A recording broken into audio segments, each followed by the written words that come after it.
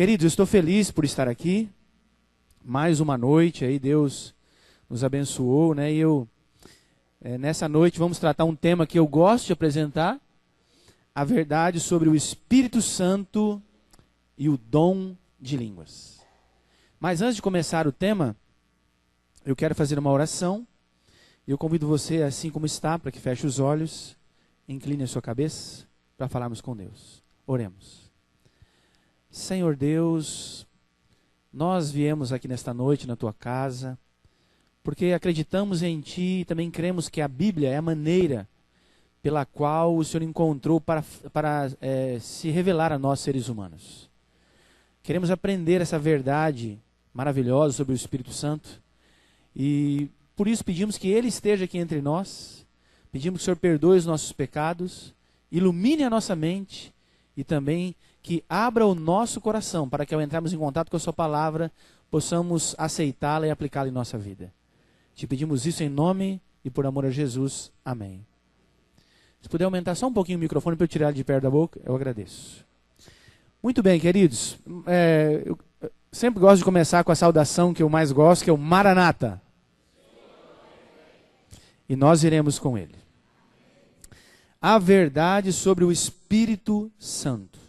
Esse é um tema muito importante mesmo. Por quê? Através da história, biblicamente falando, nós percebemos que no Antigo Testamento, o mais atuante agente da Trindade aqui na Terra foi Deus o Pai, que a Bíblia registra. Quando Cristo veio aqui e exerceu seu ministério, lógico, Deus o Filho. Agora, quando Jesus ele vai para o céu, ele faz uma promessa para os discípulos e para todos, né? Dizendo então que ele iria enviar o outro Consolador, que hoje, depois de Jesus ter ido para o céu, é o grande agente da Trindade que atua aqui na Terra através dos seres humanos. Então, tudo que acontece hoje na igreja, nós acreditamos isso para o Espírito Santo. Qualquer atuação de uma... aquilo ali é o Espírito Santo. Então, nós vamos aprender hoje sobre isso. É muito importante.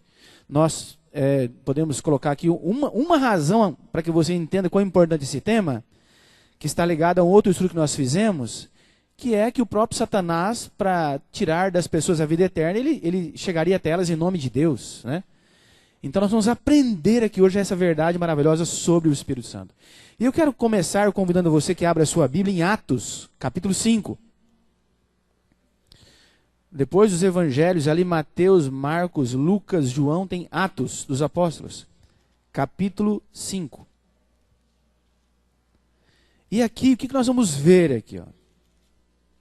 Nós vamos começar a aprender um pouco sobre o Espírito Santo. A primeira informação que eu quero que você tenha nessa noite é a seguinte. Biblicamente falando, Deus, Ele daria o Espírito Santo a todas as pessoas. Só que Deus estabeleceu alguns critérios para que alguém possa ser usado pelo Espírito Santo. Porque é fácil eu chegar e falar, quem está fazendo isso por mim é o Espírito Santo, mas como eu vou saber se é verdade ou se é mentira? Então Deus estabeleceu algumas regras. Deus estabeleceu algumas regras, alguns princípios, para que alguém possa realmente ser usado por Espírito Santo, algumas coisas são necessárias. E que coisas são essas? Então eu quero com você agora com a Bíblia na mão, né? Volto a dizer antes de começar o estudo de hoje, queridos. Não discuta religião com ninguém. Porque religião não dá para discutir. Nós temos que acreditar na Bíblia Sagrada. Então, tem muita gente que diz que é cristão, eu repito isso que eu acho que é importante, mas não é cristão. Por quê? Cristão é quem segue a Cristo. E para eu seguir a Cristo, eu tenho que seguir a Bíblia Sagrada, que é a revelação de Deus para nós. Só que tem pessoas que têm algumas religiões, aí eles vão na Bíblia e vê que a Bíblia diz uma coisa, mas porque a igreja dele fala outra, ele segue a igreja. Então ele não é cristão, ele é da igreja dele. Sei lá o nome qual for. Então entendamos, o único parâmetro para eu basear a minha fé é a Bíblia Sagrada, as Escrituras. E não o que pastor fala ou o que a igreja diz. Você concorda com isso? Quem concorda com isso, diga amém. Eu fiquei mais animado para seguir agora aqui. Porque o tema de hoje é muito desafiador. Vocês vão perceber que ele vai na contramão do que muito se é ensinado hoje em nome de Deus. em relação ao Espírito Santo. Agora, se eu creio na Bíblia, ainda eu posso ler a Bíblia e falar, nossa, mas eu não aprendi assim. Eu posso até ficar chocado, mas eu creio na Bíblia, eu vou seguir o que a Bíblia diz, porque a Bíblia é a maior autoridade da minha vida.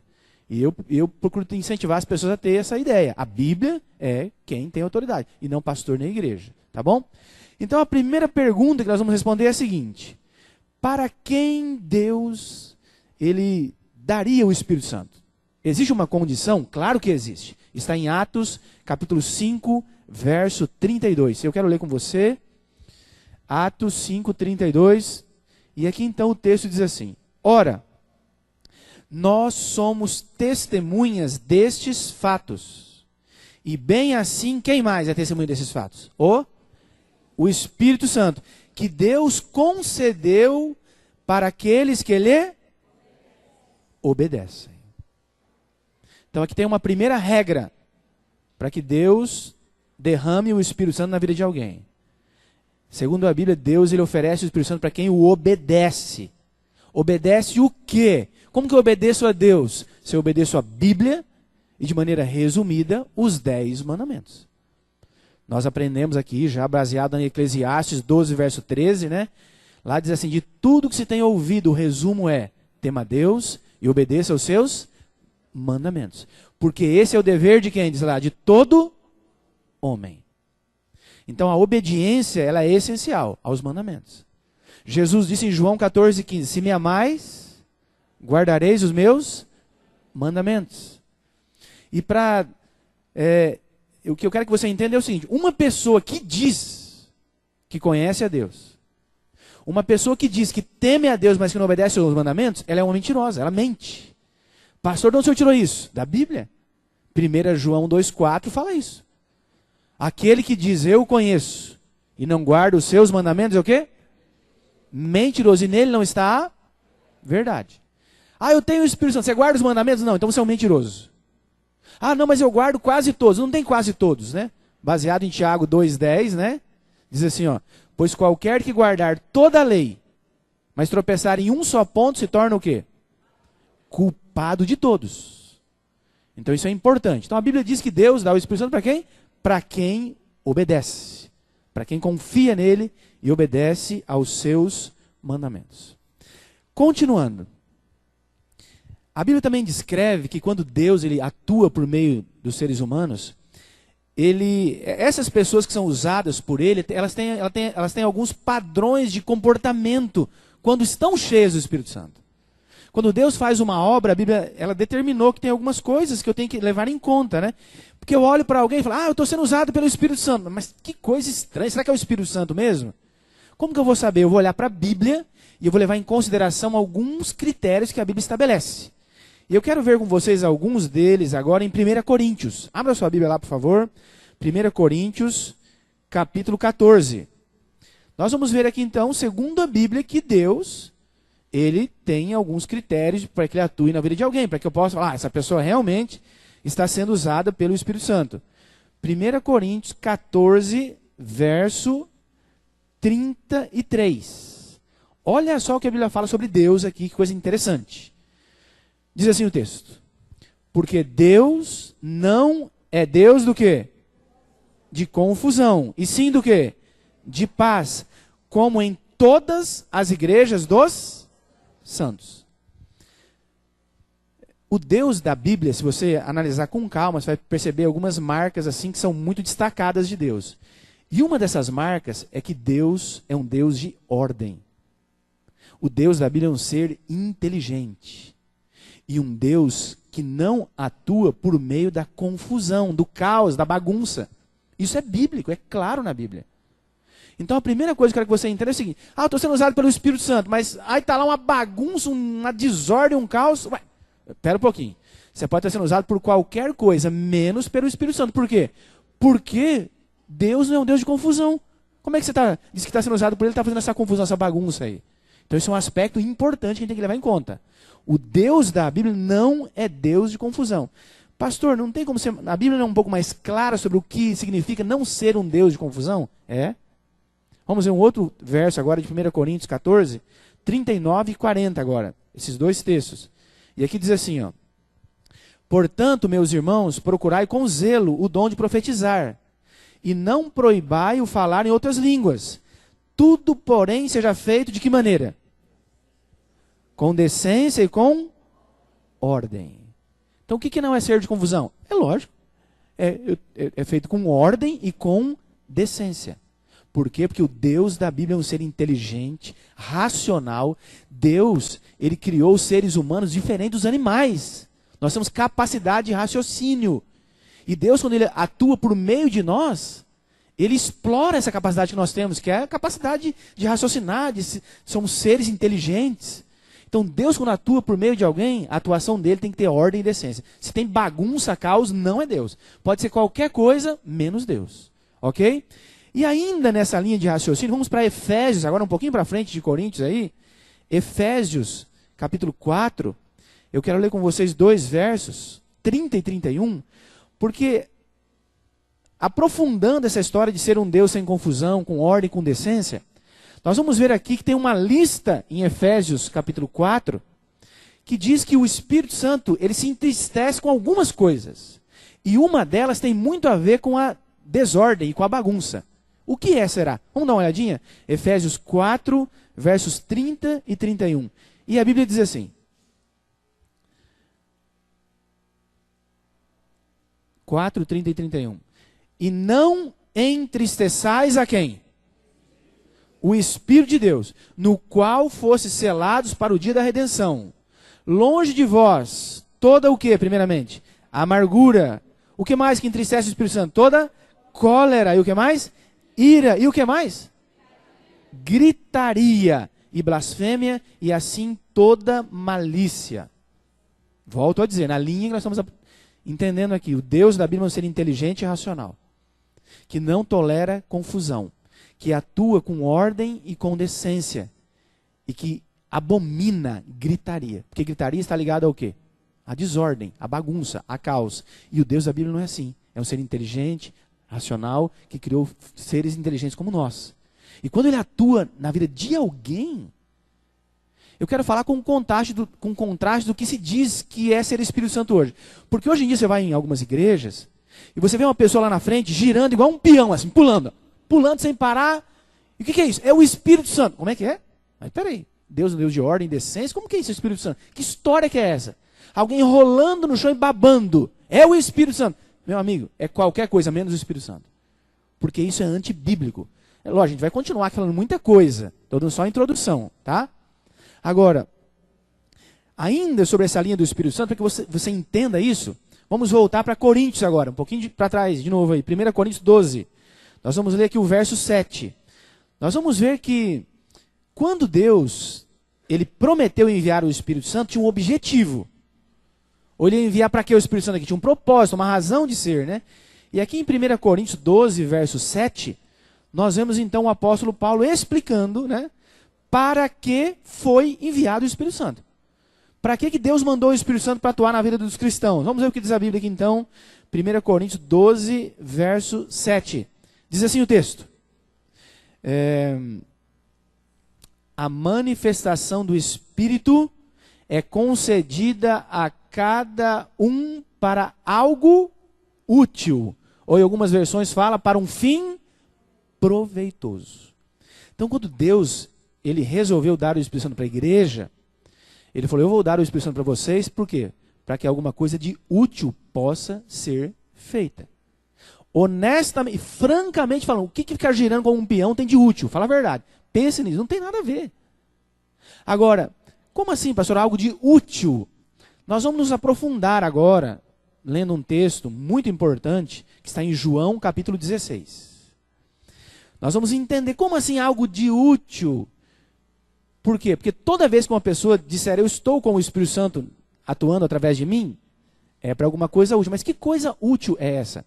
Abra em João 16, antes de ler falar o verso, eu quero explicar um pouco para vocês uma questão muito interessante.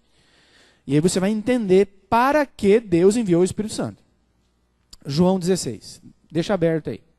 Bom, quando Jesus veio, aproximadamente 2000 anos, e morreu na cruz do Calvário, o que é que a morte dele estava através da morte dele, o que estava sendo oferecido para todos os seres humanos? O que estava sendo oferecido para todo ser humano? A oportunidade da salvação. Lá em João 3,16 diz que Deus amou o mundo de tal maneira que deu o seu único filho, para que todo aquele que nele não pereça, mas tenha. Então, quando ele morreu, a salvação foi oferecida para todo mundo. Só que tinha um problema. Para que esse benefício pudesse ser usufruído por todos os seres humanos, o que faltava? Quando Jesus morreu, lá faltava uma coisa. Porque ele morreu na cidade de Jerusalém, e quando ele morreu não era igual hoje. Alguém foi lá com o celular, tirou uma selfie e postou no Facebook e no Instagram, e todo mundo ficou sabendo. Não era assim. Não tinha meio de comunicação, não tinha nada. Para que a salvação fosse estendida a todo mundo, porque para alguém poder se salvar em Cristo, eu citei João 3,16, a pessoa precisa crer em Jesus. Então o que faltava ainda? Por mais que ele tivesse morrido, já faltava o mundo inteiro conhecer Jesus, a morte de Jesus. Ou seja, o evangelho precisaria ser pregado ao mundo inteiro. Então agora em João 16, nós vamos ver que quando Jesus prometeu dar o Espírito Santo para a igreja, tinha uma razão. Qual era a razão? Olha para os discípulos.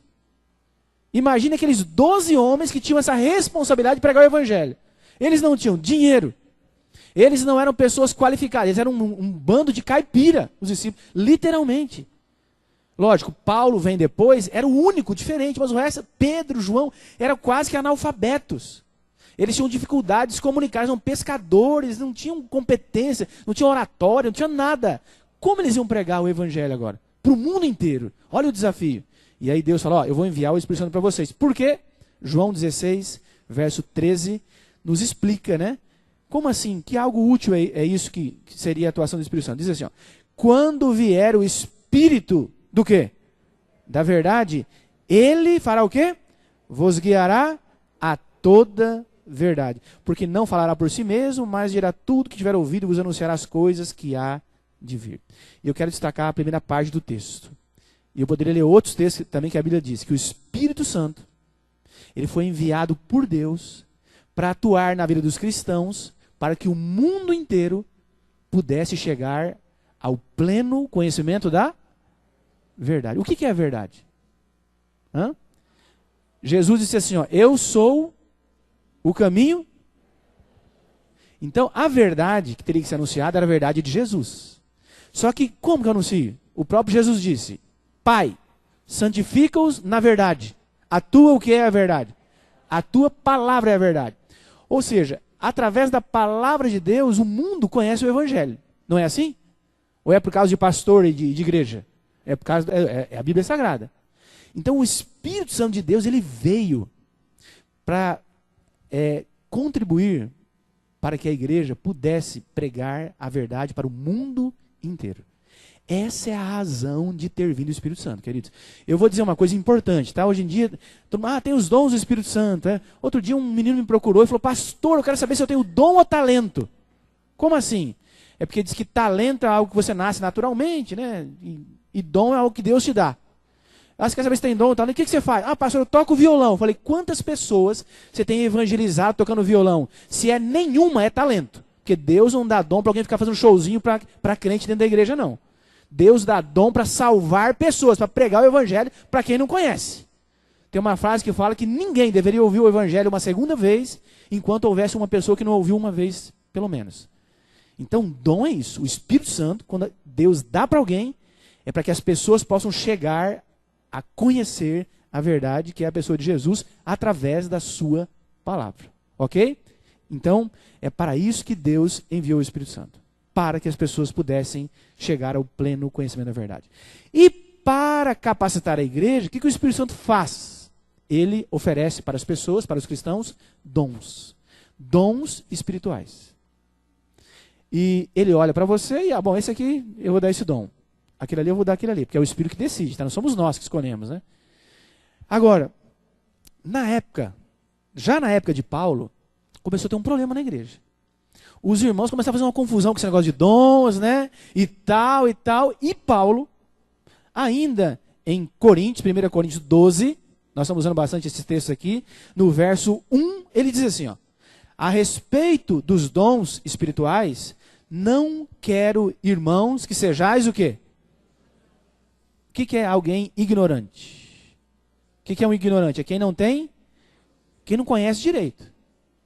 E tem um professor meu que diz assim, que a ignorância é atrevida. Quanto menos você conhece, mais você quer dar uma de bom e falar, sem conhecer nada. E tem muito por aí que é assim. Então Paulo estava preocupado. Por quê? Porque as pessoas estavam fazendo confusão sobre os dons. E em especial com um desses dons. Que era o dom de falar em outras línguas. O que nós vamos fazer aqui agora? Nós vamos entrar na parte do dom de línguas, que é o assunto de hoje. A primeira coisa que eu quero que você faça agora, quando você quer falar sobre dom de línguas, saber como que realmente foi isso, você tem que ir para um lugar da Bíblia, não tem outro.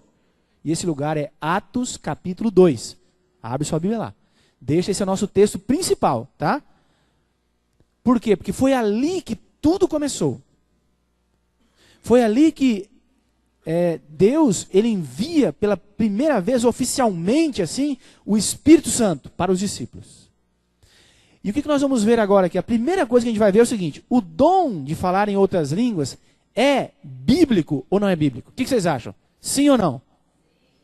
Tem alguém em dúvida? De novo, sim ou não? Vamos ver então se vocês acertaram. Atos 2, de 1 a 4. Vamos ver o que diz o texto bíblico então. Vamos ver se o dom de falar em outras línguas é da Bíblia ou é uma invenção de algumas igrejas. Vamos ver o que a Bíblia diz. Atos 2, de 1 a 4. Diz assim o texto. Ao cumprir-se o dia do que, irmãos? De Pentecostes, estavam todos reunidos no mesmo lugar. De repente, veio do céu um som, como de um vento impetuoso, e encheu toda a casa onde estavam assentados. E apareceram distribuídas entre eles línguas como que de fogo, e pousou uma sobre cada um deles. E todos ficaram cheios do quê? Amém, irmãos? E passaram a falar em segundo o Espírito lhes concedia que falassem. Ou seja, quem falou sim, acertou. O dom de falar em línguas é bíblico. Não é algo que alguma igreja inventou. É bíblico. E a igreja adventista acredita 100% no dom de línguas. Mas nós cremos 100% no dom de línguas da Bíblia, que está aqui em Atos 2. Por quê? Porque a grande questão que eu quero apresentar aqui agora é a seguinte. O dom de línguas é bíblico, pastor. Mas o dom de línguas de Atos 2, que nós vamos ler agora, já aí, é o dom de línguas utilizado pelas igrejas pentecostais ou carismáticas dos nossos dias? Nós vamos descobrir isso agora. Pastor, como assim? Como que é o dom de línguas? Eu não sei como que é das igrejas aí. Dá uma olhadinha nessa matéria para você poder ter como parâmetro.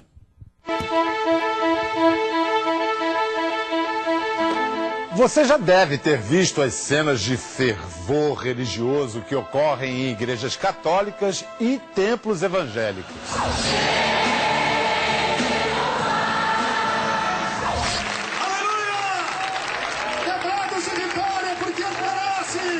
Mas estas cenas que você vai ver agora são raras.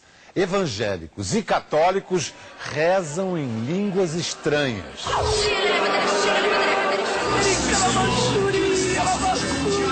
Que língua é essa que não faz sentido, que não tem significado, que parece mera repetição de sílabas? Muito bem. Então essa é a resposta que a gente vai buscar agora encontrar na Bíblia Sagrada.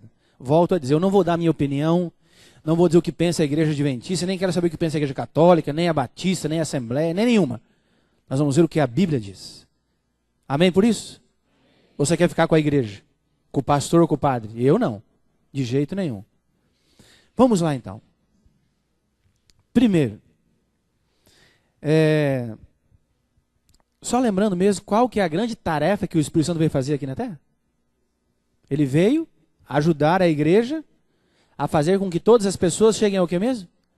Ao pleno conhecimento da verdade. Então ele veio para isso. Vamos entender o contexto desse texto que nós estamos lendo aí. A Bíblia diz que esse dom de falar em outras línguas foi dado para os cristãos, para os discípulos no caso. E é interessante que começa, né, o capítulo 2, no verso 1, diz assim, ao cumprir-se o dia de Pentecostes. Isso é muito importante. Por quê? Vamos entender esse assunto. Primeira coisa, o que quer dizer Pentecostes? As igrejas que falam em línguas são chamadas como de igrejas pentecostais.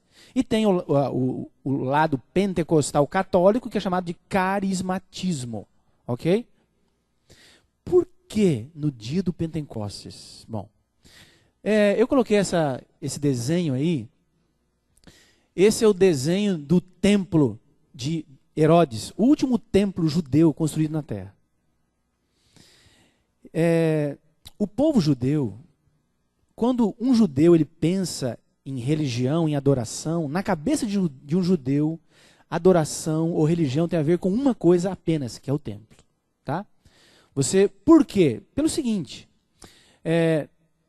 lá no Antigo Testamento, um pai, um líder de uma família, o que ele fazia? O ano inteiro ele trabalhava, tinha suas atividades e tal, mas uma vez por ano, ele pegava um cordeiro, sem defeito, e com esse cordeiro ele ia até o templo. Quando chegava no templo, esse líder da família dava o cordeiro para o sacerdote. Aí ele pegava a mão dele, colocava na cabeça do cordeiro e confessava todos os pecados dele e da sua família. Tudo. O sacerdote, depois que ele havia confessado todos os seus pecados, ele pegava o cordeiro e matava o cordeiro.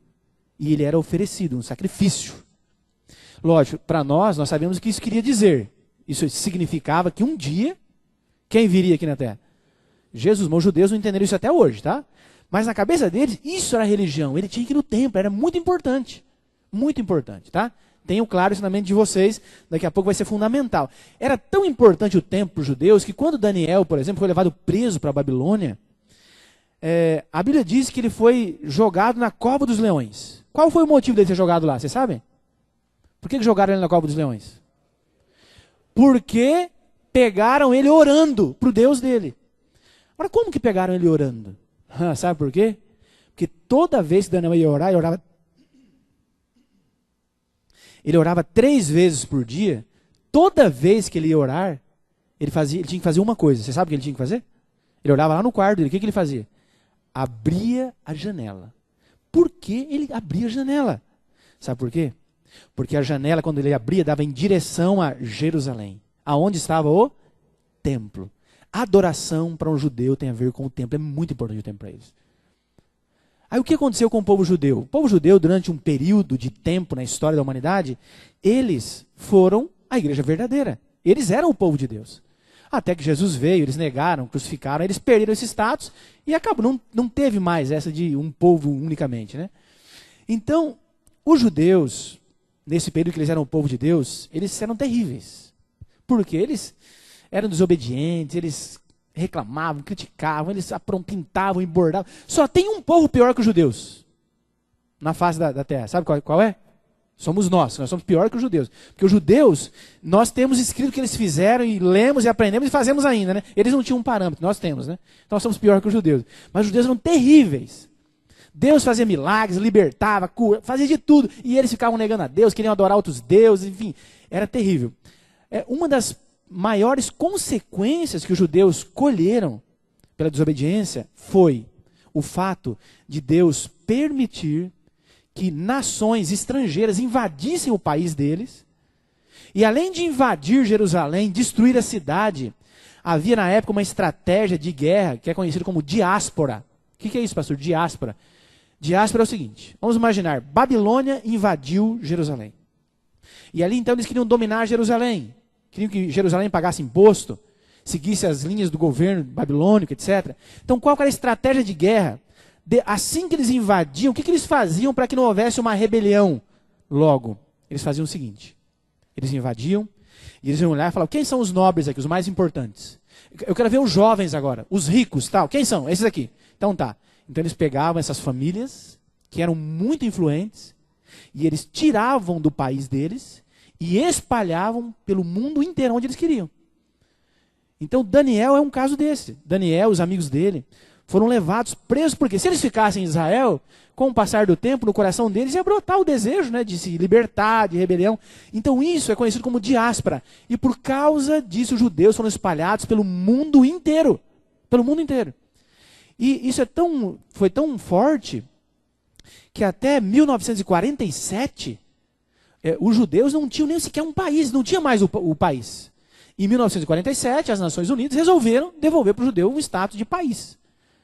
Então os judeus foram espalhados pelo mundo inteiro. Então o judeu por causa disso, foram levados para a Babilônia, foram levados para o Egito, foram levados para a África, para Roma, para qualquer canto do mundo. Tanto é que tem judeu no mundo inteiro espalhado hoje, certo?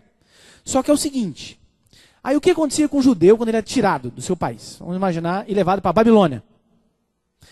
Quando ele é levado, como que era a viagem que ele fazia? O que vocês acham? Como que ele ia para a Babilônia, o judeu, escravo? Como que ele ia? De Boeing? De ônibus? Ia a pé, uma viagem de mais de 1.000 quilômetros. Imagina o judeu indo para lá, levando as suas coisas, talvez alguns animais, alguns pertences e tal, e chegava lá, estava guerra, era escravo, chegava lá, você vai ficar aqui, em tal lugar. Aí o judeu chegava lá, ele começava a se acomodar, né? E mesmo como escravo, ele devia ter que trabalhar e tudo mais, então ele começava a fazer a vida dele ali. Aí passava 1, 2, 3, 4, 5 anos, a guerra não acabava, de repente, e ele começava a estabelecer. E o judeu sempre era bem sucedido no que fazia, né? Aí daqui a pouco acabou a guerra, 10 anos depois. Aí já tinha casa, já tinha trabalho, já tinha tudo. Então muitos judeus, quando acabava esse período de guerra, o que eles faziam? Eles não voltavam para o seu país. Eles ficavam morando ali. E já tinha se estabelecido, aí nascia filho, neto, bisneto, enfim. Eles eram judeus, mas continuavam morando naqueles lugares. Só que um judeu de verdade, o que ele fazia? Uma vez por ano, ele separava lá, guardava lá um dinheiro. Uma vez por ano, ele ia até Jerusalém. Fazer o quê? Adorar a Deus no templo. Os judeus, quando que eles faziam isso? Quando que eles iam adorar? Na época das festas judaicas. Os judeus, eles comemoram 7 festas por ano, com datas fixas. E é interessante que quando começa uma, vai emendando uma atrás da outra. E essas festas duram 50 dias. E uma dessas festas era a festa do Pentecostes. Ou seja, o dia que Deus deu o dom para os discípulos falarem em outras línguas, foi em um período que Jerusalém estava recebendo pessoas vindas de todas as partes do mundo. Judeus que haviam sido tirados do seu país, que moravam em outros lugares, mas que tinham vindo para Jerusalém. Só que esses judeus, eles tinham a mesma dificuldade que eu tenho, ou teria, né, que eu não tive ainda, eu espero ter, né, que eu teria se eu fosse visitar o meu país. Né? O meu bisavô, na Primeira Guerra Mundial, ele fugiu da Itália, por causa da guerra. E ele atracou no porto de Itajaí, Santa Catarina. E ali então, meu bisavô, ele sai de Itajaí e vai para a cidade de Criciúma. E lá nasce meu avô, lá nasce o meu pai. Quando meu pai era jovem, meu avô resolveu mudar para o Paraná e lá eu nasci. Agora, se eu sou descendente de italiano, sobrenome Bife, sobrenome maravilhoso que eu tenho aqui, né, que Senhor da Glória, né, que o pessoal pega no meu pé, é de origem italiana. Se eu fosse para a Itália hoje passear lá, eu teria muitas dificuldades. Por quê? Porque eu não falo a língua dos meus pais, eu não falo a minha língua, eu falo português. Então eu chegava, eu quero uma pizza, eu não ia nem saber falar, eu quero ir no Coliseu Romano, não sei falar a língua dos meus pais, né? Então esses judeus também tinham essa mesma dificuldade. Eles estavam lá, mas não falavam mais a língua deles. E agora então eu gosto muito de ler ali Atos 2, né? Que diz que os discípulos estavam reunidos no mesmo lugar, fazendo o quê? Eles estavam ali orando para que se cumprisse a promessa que Jesus tinha feito, que ele enviaria o Espírito Santo. Eles estavam orando, orando, orando. E ali a Bíblia diz que enquanto eles estavam orando, no dia de Pentecostes, a Jerusalém estava lotada de estrangeiros, né? É como, vamos citar um fenômeno aqui no Brasil, a festa do peão em Barretos. Quando tem a festa do peão em Barretos, eu não sei quantos habitantes tem em Barretos, mas deve ter uns 50 mil, só hipoteticamente, né? Quando tem a festa do peão, vem gente de todo lugar do Brasil participar, até do mundo. E a população quase que triplica, vai para 150 mil. Aí as pessoas participam da festa ali do peão, tal. Quando termina as festas, essas pessoas que estavam passeando fazem o quê? O que elas fazem? Elas voltam para a sua cidade. Elas voltam para a sua cidade. Então, esse é o fenômeno que aconteceu aqui, lá em Jerusalém. Os discípulos estavam orando, Deus falou, então tá, vou mandar o Espírito Santo para vocês, porque eu quero que vocês preguem o Evangelho para o mundo inteiro. E parem e pensem, haveria uma oportunidade melhor do que essa, para pregar o Evangelho para aqueles estrangeiros que estavam ali, porque eles iam ouvir a pregação, né? A Bíblia diz que se converteu muita gente, né? Em um batismo lá batizou quantos de uma vez? 3.000, e no outro? 5.000. E isso que a Bíblia fala, e quantos não se batizaram? Agora, pensa bem, quão incrível seria essas pessoas que tinham vindo de várias partes do mundo, ouvir o Evangelho, se converter e voltar para o seu país agora. E o que ele ia fazer lá quando ele chegasse no país dele agora? Ele iria pregar o Evangelho. Só que tinha um problema. Qual era o problema? Os discípulos, que eram os portadores da mensagem, como eu falei, eram os caipiras. Eles não sabiam falar nem o hebraico direito, nem o hebraico. Imagina pregar nas línguas estrangeiras. Como é que eles vão pregar o Evangelho? Aí Deus, que é um Deus perfeito, extraordinário, ele entrou em ação. E Deus então enviou o Espírito Santo para que o Evangelho pudesse ser pregado. Vamos ver agora aqui em Atos 2, no verso 5, quando os discípulos começaram a falar em outras línguas, que línguas eles falaram? Vamos ver se foi essa língua, né, que ninguém entende. Siriri, siriri, ribalambaia, malachaia, e não sei o que lá. Ou que língua foi? Vamos dar uma olhada na Bíblia. Atos 2, verso 5. Diz assim. Primeiro, só confirmando o que eu falei para vocês, tá? Que tinha gente lá de qualquer lugar. Diz assim, ó. Ora, estavam habitando em Jerusalém judeus, homens piedosos, vindo de onde, queridos? De todas as nações que há debaixo dos céus. Se nós vamos ler os versos 9 a 11, você vai ver que a Bíblia menciona aqui, até que tinha judeus vindo de 17 países, pelo menos 17, citados. Não quer dizer que eram só 17, mas eram pelo menos citados, tem 17. Vamos ler aqui do 9 ao 11. Diz assim, ó, começando com o 9.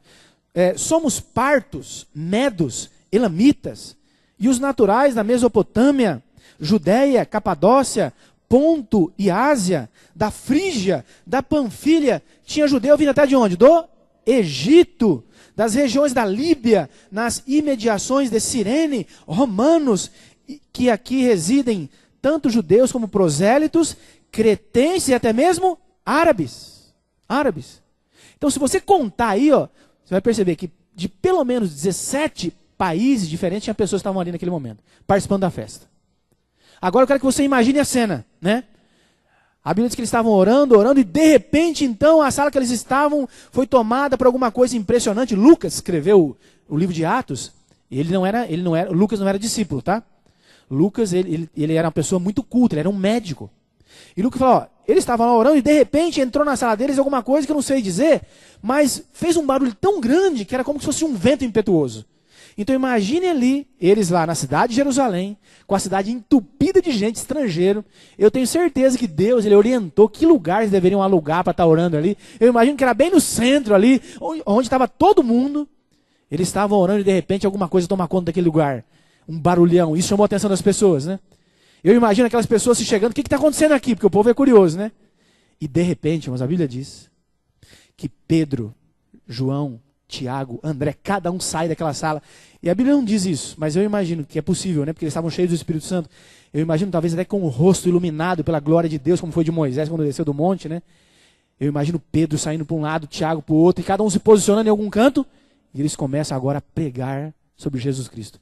Será que as pessoas entenderam? Vamos dar uma olhada aqui agora? Vamos ver que língua eles falaram? Atos 2, verso 6, diz assim.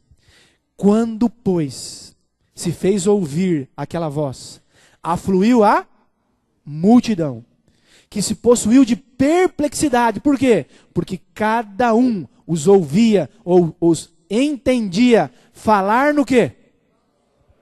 Na sua própria língua. A pessoa que tinha vindo da Grécia, quando ouviu ele falar como então assim, na própria língua? Grego. O que veio de Roma, em latim. O que veio do Egito, na língua egípcia. E se você estivesse lá, que língua você ouviria Pedro pregar para você? Português. Exatamente. Que isso aqui é bíblico. Cada um os ouvia. Outra coisa, cada um os ouvia e os entendia falar na sua própria língua. Tem gente que fala, não, o dom de línguas ninguém entende. Como assim ninguém entende? Então como que eles entenderam então? Que história que é essa? Não existe isso. eles entenderam falar na língua deles. Vamos ler mais um texto aqui, ó, que é Atos, capítulo 2, versos 7 e 8. Diz assim, ó. Estavam, pois, atônitos. O que é atônitos? Eles não estavam acreditando no que estavam vendo, né? Atônitos, e se admiravam, dizendo, olhem, não são porventura galileus todos esses que estão aí falando? E como os ouvimos falar, cada um em língua estranha? É isso, irmãos? No quê? Como os ouvimos falar, cada um na sua própria língua. Na sua própria língua. Queridos, dom de línguas é bíblico? É. Mas o dom que o Espírito Santo capacitou os discípulos para falar não é língua estranha. Primeiro, a palavra língua estranha não existe na Bíblia, tá? O que está na Bíblia é outras línguas, tá? A palavra língua do grego, que está lá no original, é a palavra glossa. E essa palavra, ela traduzida para o português, ela é traduzida como língua estrangeira. Glossa significa língua estrangeira. Então não tem uma versão ou outra, chamada pentecostal, que eles colocaram lá, forjando o original, língua estranha. Porque não existe isso aí. Existem outras línguas. Então eles falaram em línguas estrangeiras. Se fosse hoje, se hoje a igreja fosse capacitada com o dom de línguas, a igreja ia falar inglês, francês, russo, alemão, ou seja, qualquer língua estrangeira. E outra coisa, ela receberia isso só para que o evangelho pudesse ser pregado. Para ser pregado. Tanto é que Paulo fala que o dom de línguas não é para a igreja, é para pegar o evangelho, para quem não conhece. O de profecia é para a igreja. O de línguas não. Então isso é muito interessante. E para um bom entendedor, eu não tinha que seguir falando desse estudo aqui, não tem que falar. Por quê? Porque não vem com... ou você aceita o texto, ou então você fala, eu não acredito na Bíblia. Então quem quiser dizer que dom de línguas é língua estranha, tem que rasgar esse Atos, joga fora. Porque isso aqui acaba com essa teoria. Não é estranha. Não é uma língua que... Não existe isso. Então eu não precisaria falar mais nada. Mas por que eu vou falar? Porque Satanás ele é sujo. Satanás ele é o grande enganador. Então ele usa alguns argumentos das igrejas para fazer com que, mesmo indo abertamente contra a Bíblia, eles acreditem e imaginem que falar em línguas é falar ribalambaia, malachaia, monta na vassoura e voa e coisas assim. Então, nós vamos ver aqui que não é verdade. Como? Vamos desenvolver aqui uma linha de raciocínio, tá bem? Eu faço duas perguntas para vocês. Quem é que concede dons para a igreja? Quem é, irmãos? Me ajudem, eu não estou fazendo pegadinha. Quem concede os dons para a igreja, irmãos? Quantos Espíritos Santo existe? Um. Será que vocês acertaram? Vamos ver as duas respostas? Vamos lá. 1 Coríntios 12, 4 diz assim. Ora, há diversidade de dons, mas o Espírito é o mesmo. Então vocês acertaram. Amém, irmãos? Acertaram, ainda bem, né? Só tem um Espírito Santo e é ele quem dá os dons para a igreja. Certo? O apóstolo Paulo estava tendo um problema grave com uma igreja que ficava numa cidade chamada Corinto. Tanto é que ele escreveu 2 cartas para essa cidade, que nós temos na Bíblia, que são 1ª e 2ª Coríntios. E Paulo estava tendo dificuldade naquela cidade com muitas coisas. Os irmãos lá, olha, se você fosse pastor naquela época, Gediel, chegasse na mesa diretiva, o pastor Gediel agora foi nomeado pastor de Corinto. Ia acabar de cair os cabelos da cabeça do pastor, ele ia ficar doido. Ele ia... Por quê? Porque, gente, aquela igreja era uma confusão, era uma briga, era irmão processando irmão, era uma desgraça aquilo lá. E pior, mesmo com essas características todas, todo mundo lá queria uma coisa, queria o Espírito Santo. E aí Paulo escreve para eles, em 1 Coríntios 1,10, e dá um recado. Vocês querem o Espírito Santo? Ele fala, então tá, vocês não estão me entendendo, tá faltando um negócio para vocês aí. E Paulo fala assim lá, ó, rogo os irmãos, em nome de nosso Senhor Jesus Cristo, que digais todos uma mesma o quê? Coisa. E que não haja entre vós o quê? Divisões. Antes sejais inteiramente unidos, no mesmo pensamento e no mesmo parecer. Então Paulo fala, vocês querem o Espírito Santo? Então tá. Tá faltando um negócio então. Sabe o que está faltando? Está faltando para vocês unidade. Vocês acham que Deus, quando ele envia o Espírito Santo, ele envia para trazer discórdia na igreja? Confusão? O que vocês acham? Cada um fala uma coisa? Eu falo, eu acho que é assim, eu acho que é assado. Claro que não. O Espírito Santo ele vem trazer harmonia. Ele vem trazer unidade. É para isso que vem o Espírito Santo. Vocês concordam com isso? Quem concorda, diga assim, eu concordo. Ótimo, então tá. Então me diga uma coisa. Quantas igrejas tem hoje que falam em língua estranha? Só uma? É só uma? Sério, mais? Tem mais que uma? Você pode me dizer o nome de algumas famosas que falam em língua? Só para eu ver aqui. Alguém pode me dizer o nome aí? De uma? Deus é amor? Fala. Assembleia de Deus fala em línguas? Fala. Vamos ver ali. Congregação Cristã do Brasil fala em línguas? Fala. Quadrangular fala em línguas? Fala. Igreja Católica fala em línguas? Fala, claro que fala. Carismáticos, né? Igreja Deus é amor fala. Fala. E Universal fala em línguas? Fala mais a língua do dinheiro, mas também fala essa daí. Né? Também fala essa daí. Bom, baseado nesse princípio da unidade, me diga uma coisa. Se eu saísse daqui agora e fosse lá no templo de ouro do Edir Macedo, lá em São Paulo, eu falasse, Edir Macedo, me diz uma coisa, quem é que concede para vocês da Universal o dom de falar em línguas? Quem ele ia dizer que era? Quem, irmãos?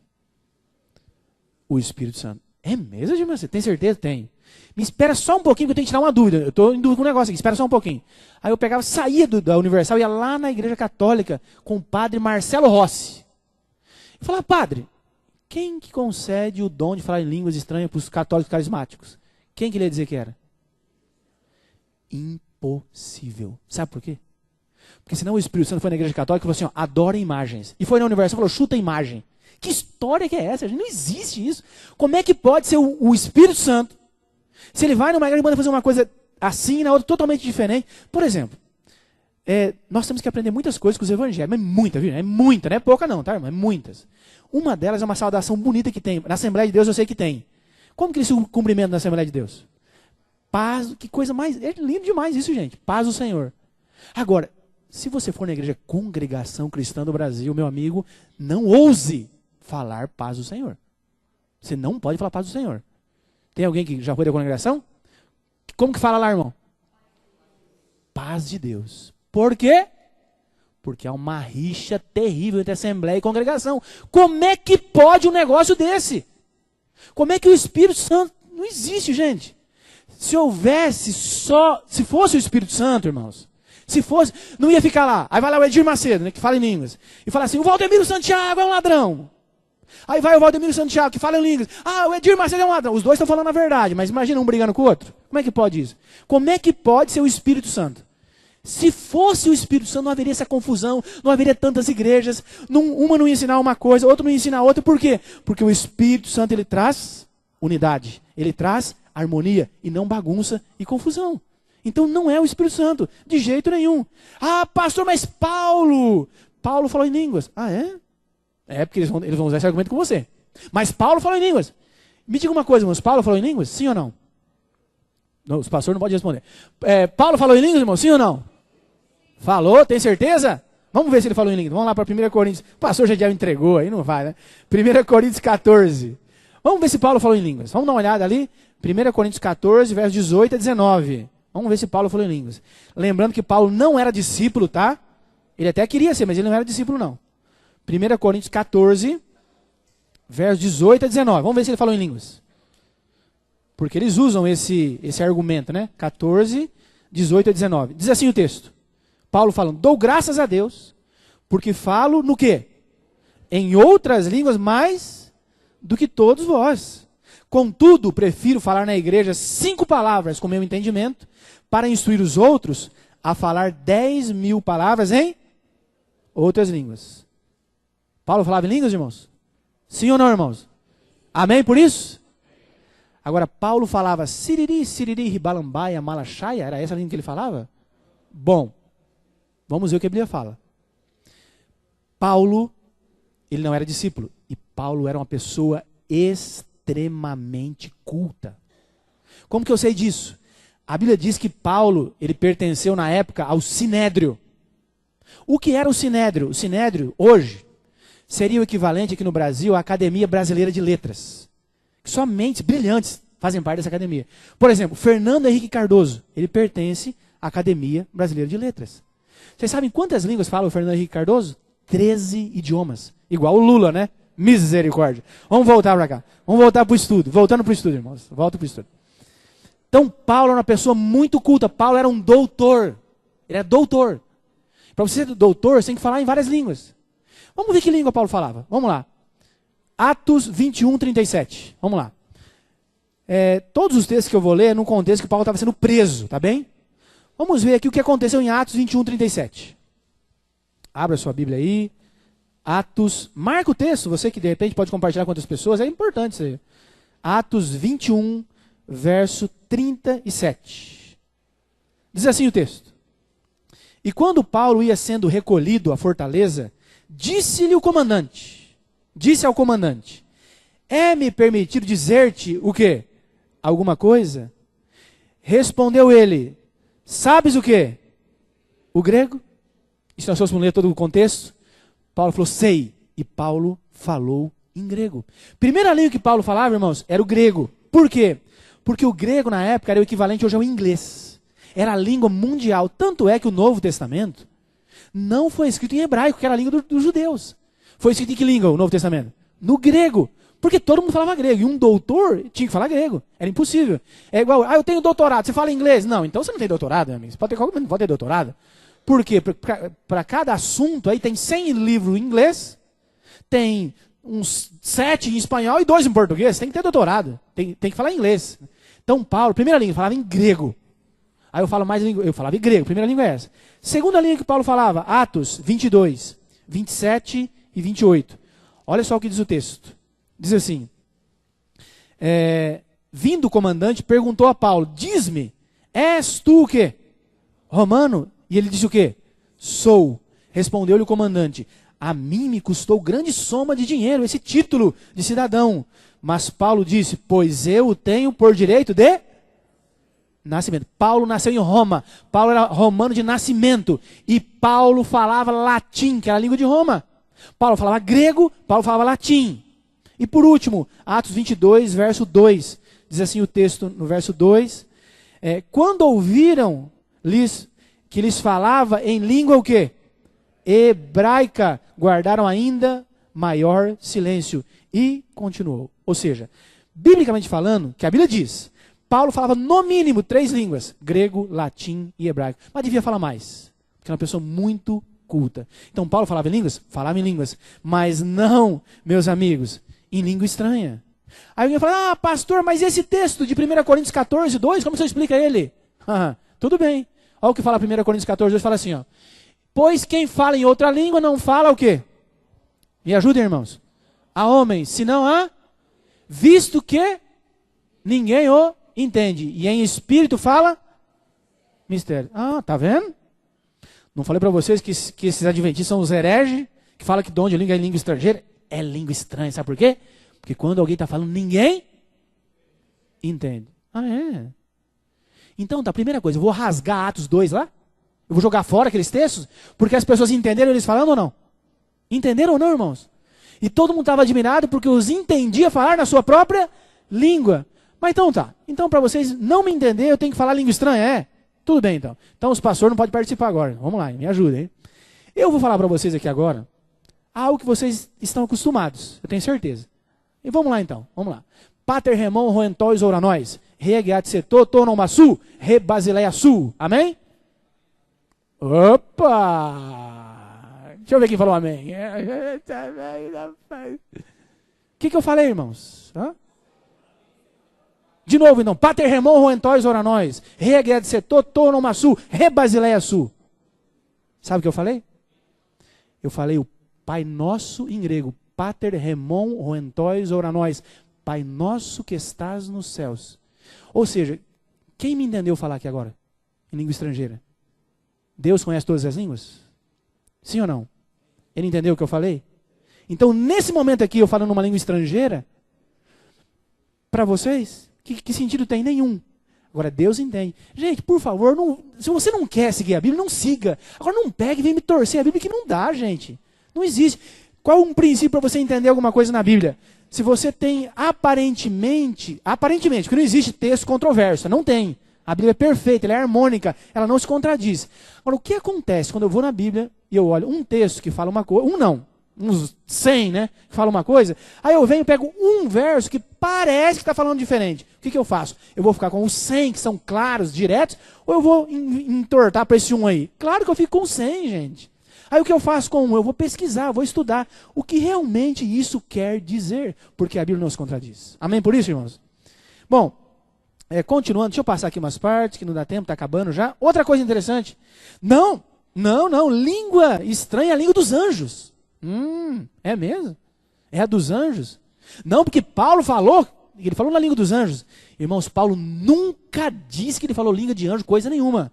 Paulo, em 1 Coríntios 13, ele falou assim, ó, ainda que eu falasse a língua dos e não tivesse amor, de nada valeria. Paulo não falou língua de anjo. Não. Então é a língua do anjo? Então tá. Como que os anjos falam? Ou falavam quando estava aqui? Vamos dar uma olhada? Vamos para Lucas. Abre lá sua Bíblia, Lucas, capítulo 1. Vamos ver como que é a língua de anjo. Já que ele fala a língua dos anjos, né? Lucas, capítulo 1, versos 10 a 12. Eu vou ler para vocês aqui a história de João Batista. De Zacarias, pai de João Batista, né? Ele era sacerdote, estava trabalhando no templo. E um dia no serviço dele aconteceu um negócio interessante. Apareceu para ele um anjo, conversou com ele. Vamos ver o que os anjos falam.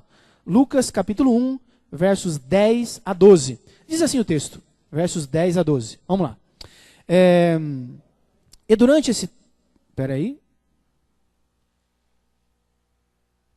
E durante esse tempo toda a multidão do povo permanecia da parte de fora orando. Verso 11. E eis que lhe apareceu o quê? Um anjo do Senhor, em pé, à direita do altar do incenso. Vendo Zacarias, turbou-se e apoderou-se dele o quê? O temor. Olha o verso 13. Disse-lhe, porém, o anjo. Presta atenção agora aí.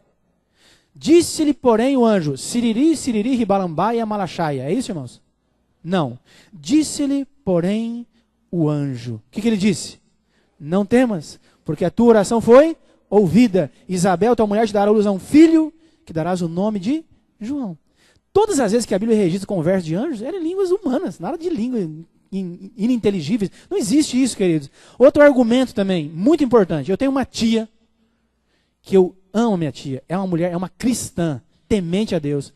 Queridos, veja bem, quando a gente fala de religiões que ensinam inverdades, mentiras, né? Para ser mais fácil, tem que entender uma coisa. Eu não estou falando das pessoas que estão lá. As pessoas que estão lá são sinceras.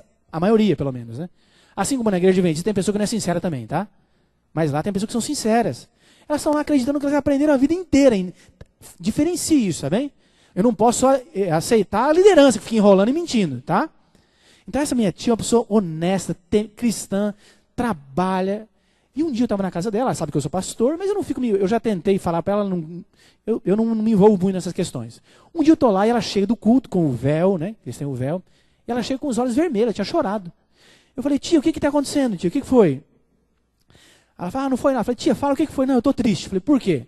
Hoje eu fui no culto, e lá a pessoa que estava revelando, apresentando a palavra lá, ela olhou para mim e disse uma grande verdade. Ela falou que eu sou uma fraca na fé. Falou que eu sou um fracalhão espiritual. Eu falei, por quê, tia? Porque eu nunca fui batizada com o Espírito Santo. Eu falei, como assim, tia? O que é ser batizado com o Espírito Santo na tua igreja? Em qualquer igreja pentecostal. O que é? Não, é que eu estou há 18 anos na igreja e eu nunca falei em língua estranha.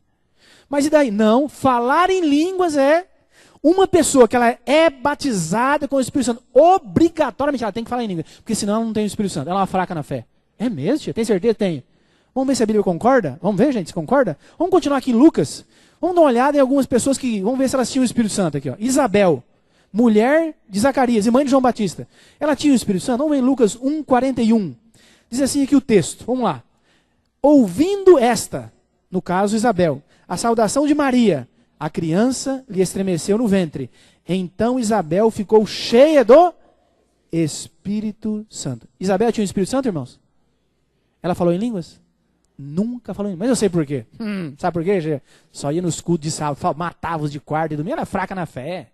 Era muito fraca. Por isso que ela não falou em línguas. Vamos para o mais forte. Maria, mãe de Jesus. Lucas 1:35. Diz assim, respondeu-lhe o anjo, descerá sobre ti quem? O Espírito Santo, e o poder do Altíssimo te envolverá com a sua sombra. Por isso também o ente santo que há de nascer será chamado Filho de Deus. Maria tinha o Espírito Santo, irmãos? Falou em línguas? Nunca falou. Fraca na fé. Também, né? De repente, ali ela, sei lá o que ela fazia, fraca na fé. Vamos para um que não tem como ser fé. Esse não tem como ser fraco na fé. Jesus Cristo. Lucas 3, 21 a 22. Diz assim o texto, vocês conhecem o texto, decora e salteado, eu imagino, diz assim, ó. E aconteceu que ao ser todo o povo batizado, também o foi Jesus. E estando ele a orar, o céu se abriu, e o Espírito Santo desceu sobre ele em forma corpórea, como pomba, e ouviu-se uma voz do céu que dizia, tu és o meu filho amado, em ti me comprazo. Jesus tinha o Espírito Santo? Tinha ou não tinha, irmãos? Nunca falou em língua estranha. Você vai para o Novo Testamento, tem vários aí que não falaram em língua, vários. Queridos, eu quero terminar lendo um texto bem pesado, que está em Isaías 33. Abra sua Bíblia lá. Isaías 33. Por quê? Em Isaías 33, se você ler todo o capítulo, você vai perceber que aqui o profeta está falando da nova terra, do que vão estar na nova terra e tal, como que vai ser maravilhoso e tudo mais.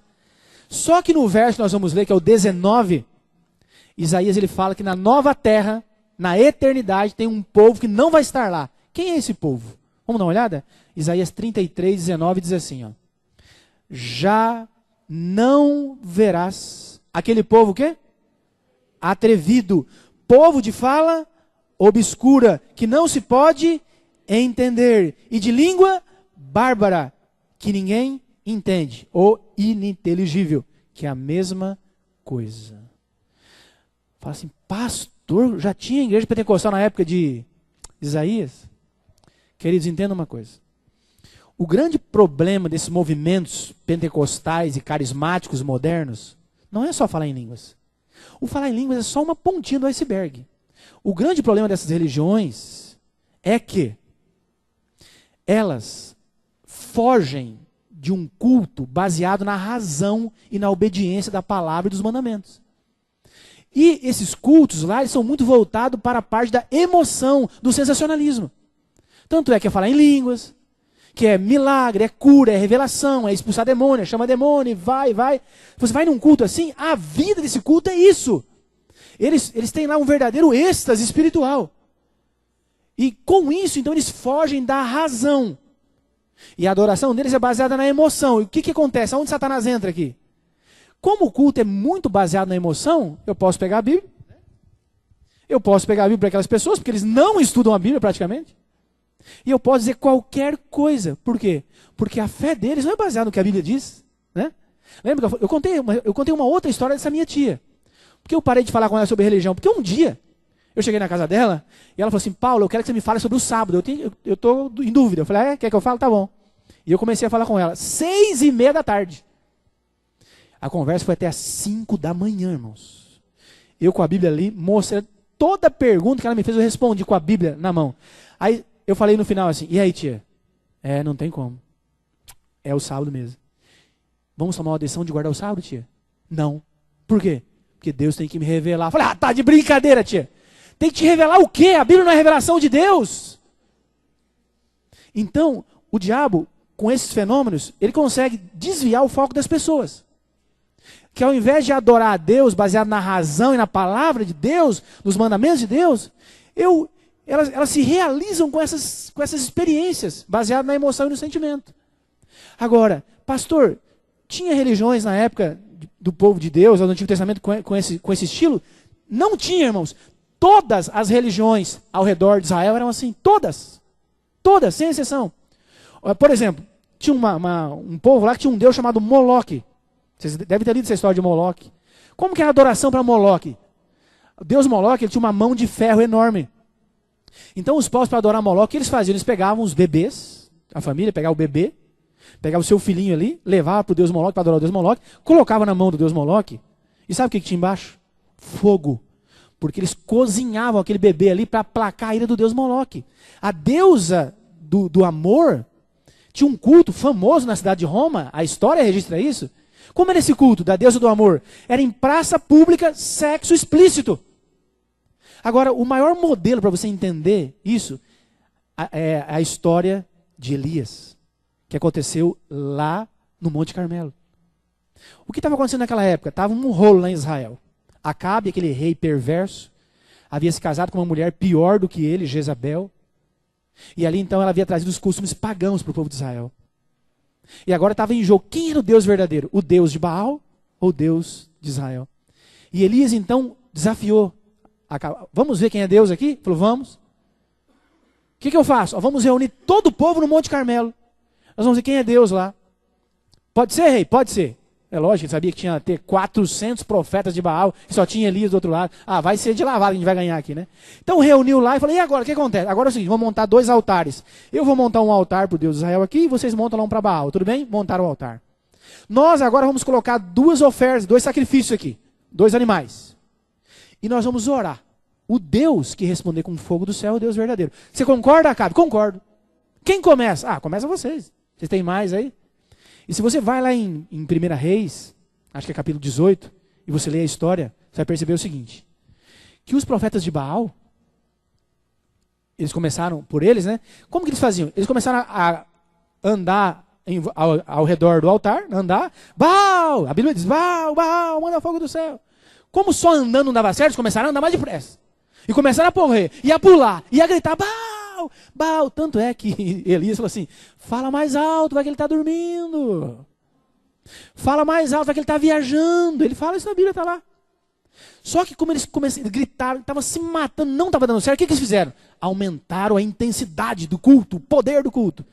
Você sabe como que eles aumentaram esse poder? O que eles começaram a fazer?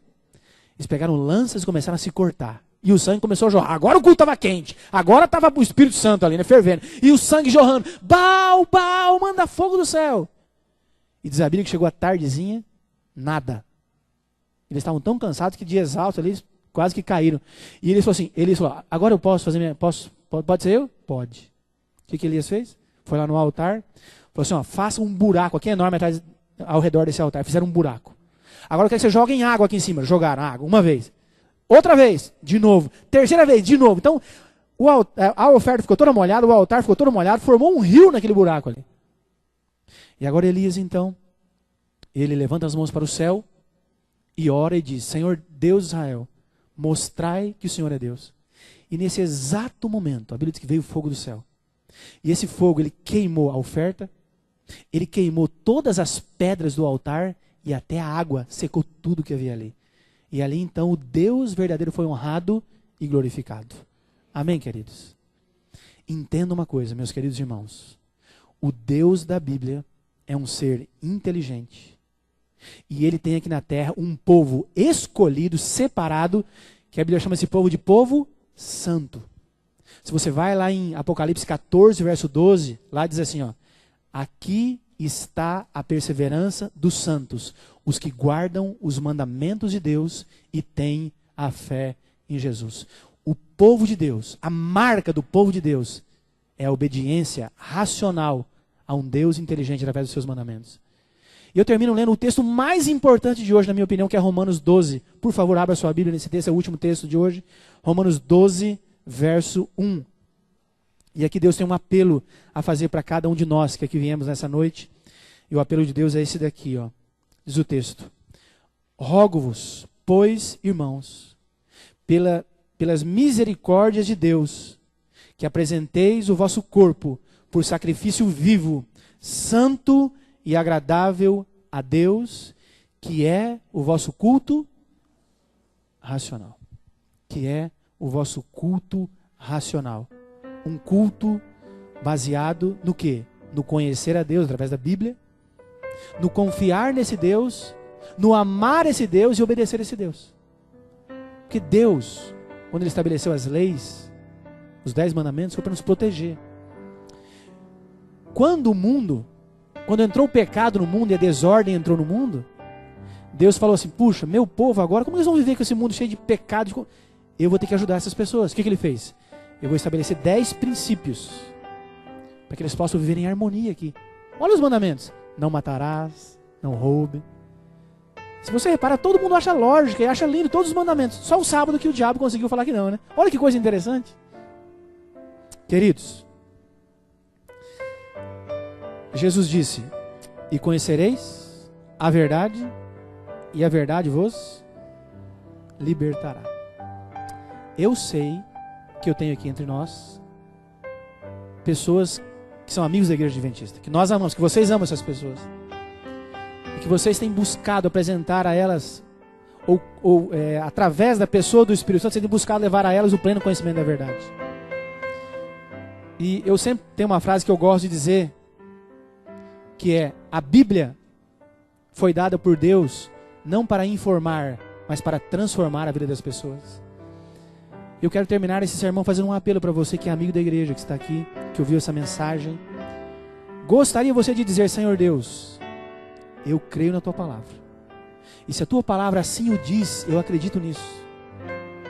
E Senhor, eu quero o verdadeiro Espírito Santo na minha vida.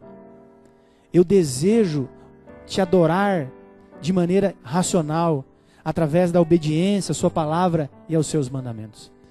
Eu quero convidar o pastor Josué, ele vai cantar uma canção aqui agora, muito bonita. E essa canção, ela retrata bem esse Deus que deseja que você entregue sua vida a Ele, mas que não vai te obrigar. Ele vai falar ao seu coração, Ele vai te chamar, Ele vai te convidar. Enquanto você estiver ouvindo essa canção, se você quiser dizer: Senhor Deus, eu creio em Ti. Eu quero conhecer mais a Tua Palavra, eu quero conhecer mais a Tua vontade e fazer a Tua vontade. E eu quero entregar a minha vida nas Tuas mãos mais uma vez nessa noite. Se esse for o teu desejo, enquanto ele estiver cantando, eu queria convidar você que viesse aqui à frente. Eu vou estar com ele aqui, orando por você, porque eu quero fazer uma oração por você no final também, colocando a sua decisão e a sua entrega nas mãos de Deus. Que Deus te abençoe. Amém.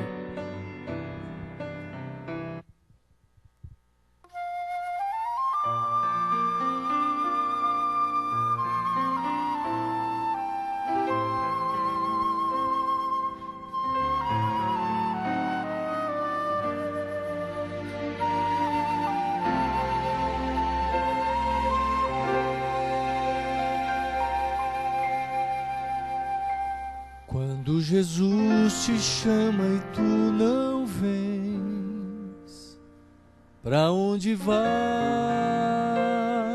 então?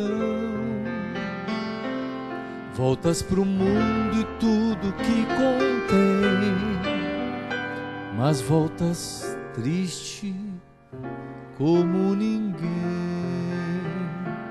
porque voltar pro frio gelado que destrói e abandonar os braços de amor do Pai, porque insistir no que te faz tão mal, no que te rouba a paz.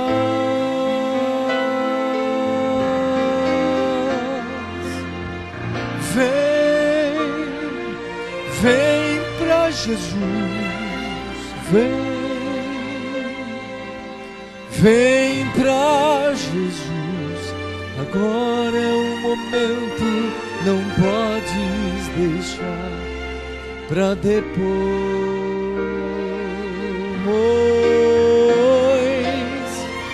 Vem pra Jesus, vem pra Jesus, agora é o momento, não podes deixar pra depois.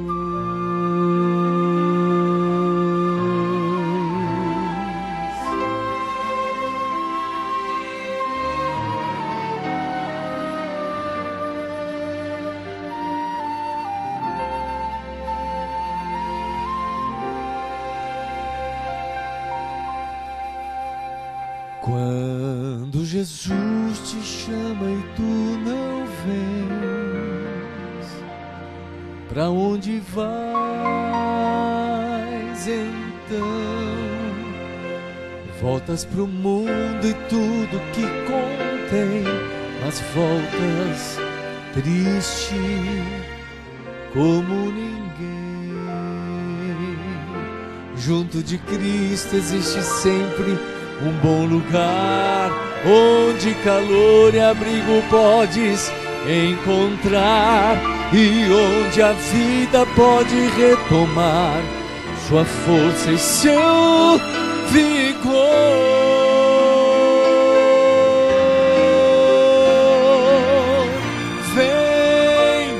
Vem pra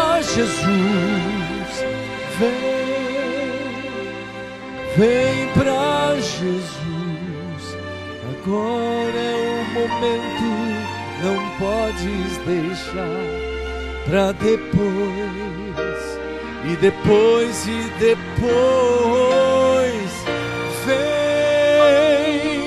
vem pra Jesus, vem pra Jesus. Agora é o momento, não podes deixar pra depois.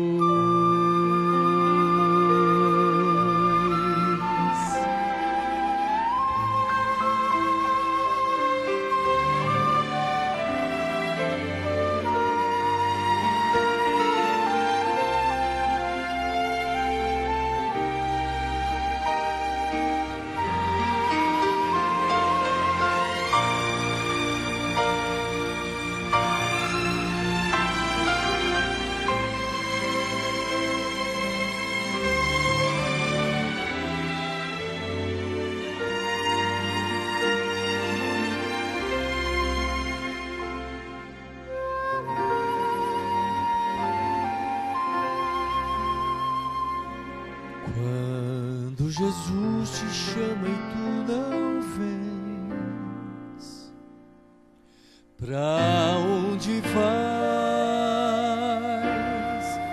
então?